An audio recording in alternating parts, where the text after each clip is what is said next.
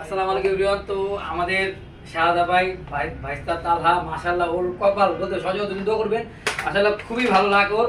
আর শাহাদা ভাই কিন্তু আমাদের এর আগেও রেফারেলতে পুরস্কার পাইছে ভাই, আমাদের অনেক কেনাকাটা করে বিধায় অনেক টোকেন থাকে বেশি। তো এইবার কিন্তু উনি রেকর্ড করে ফেলছে, 4টা পুরস্কার উনি এমনি নিয়ে গেছে রেফারেলতে। তো ভাই বলেন কি বলবেন?